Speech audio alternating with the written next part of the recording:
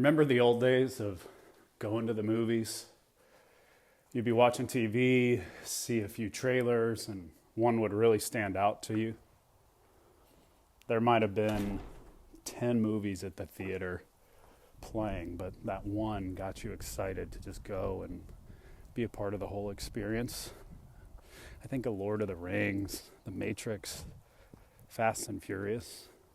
The streaming services like Netflix have changed everything. Now you open an app and have endless options at your fingertips. And you know what we spend more time doing on Netflix than actually watching shit? Searching for it. We can't settle, and when we finally pick something, we often feel less satisfied with the choice. Not because it's bad, not because it's a bad movie or show, but because in a sea of endless options, our brains are actually less satisfied. Modern relationships are no different. One of the most important follow-ups to what I talked about in the last video, how humans aren't biologically wired for compatibility, is this idea that options actually make us less satisfied. It was in the year 2000 that a famous study was conducted by psychologists Sheena Linger and Mark Lepper, often referred to as the paradox of choice research. And here's what they did. They set up a tasting booth in the grocery store. One booth had 6 varieties of jam. The other one had 24 varieties of jam. And shoppers could sample freely at both tables. Table with 24 obviously attracted more attention, but here's the kicker. The table with 6 jams led to far more purchases, actually about 10 times more. And here's the most important part. People exposed to more options felt less satisfied and less confident about their choice, even though the quality of jam was identical.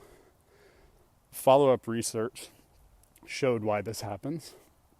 More options create decision paralysis, increased regret, lower satisfaction after choosing, ongoing mental comparison even after a good decision. And then later on, Barry Schwartz expanded on this in his book, The Paradox of Choice, showing that maximizers, who are people that are trying to pick the best option, are consistently less happy than satisfiers, who choose a good enough option and commit. The modern problem we have here with overwhelming partner choice didn't exist at all 100 years ago, at least not at this scale. For most of human history, we were exposed to very few potential mates.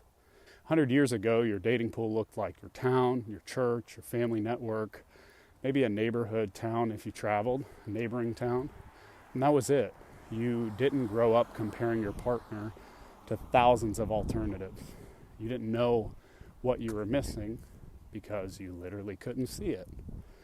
And that limitation actually protected people psychologically.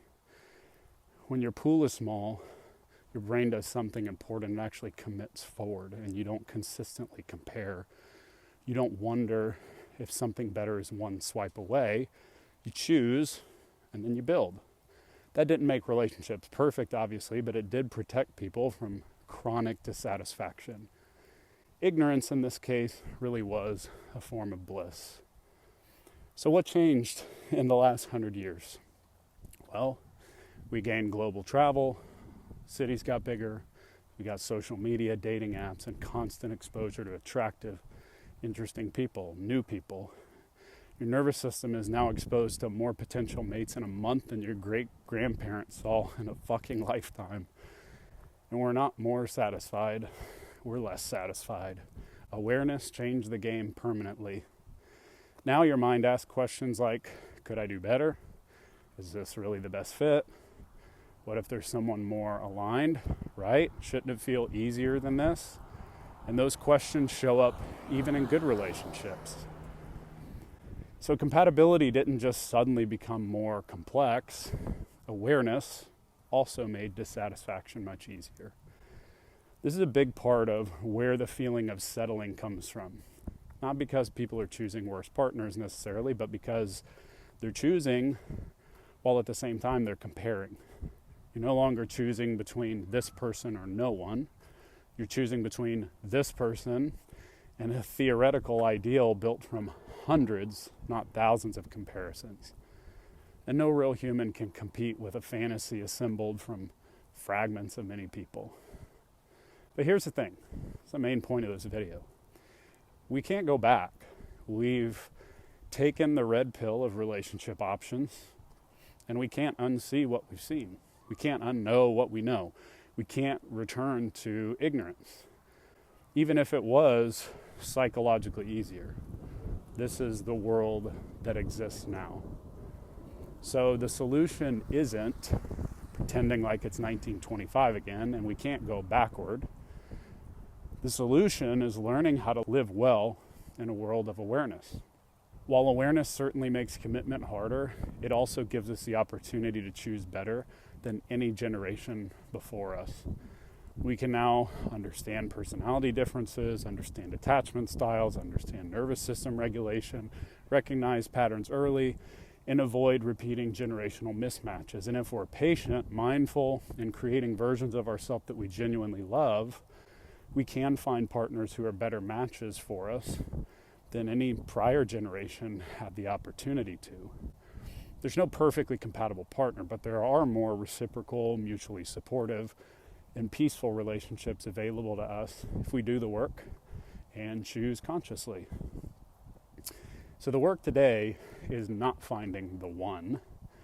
It's finding inner peace first, and then learning what actually supports your nervous system, what creates peace versus chaos, what feels exciting versus what's sustainable, and what you're biologically drawn to versus what you can actually live with long term. Compatibility is not about perfection. It's about nervous system alignment plus conscious choice. We can't unsee our options. We can't undo awareness. Netflix isn't going away. Dating sites aren't going away, and neither is our awareness. We can't expect sheer biology to do the work for us anymore. But we can learn what's worth investing in. We can find more compatible matches than previous generations ever could. And we can build peaceful, fulfilling connections if we stop fighting reality and start working with it. This channel is about that work. Not fantasy, not denial, not nostalgia, but conscious love in a world full of infinite choice. So in the coming weeks, I'll be talking about the different coins of human cognition and how they play into connection. And if you'd like to join me, like and subscribe. Hope to see you guys soon.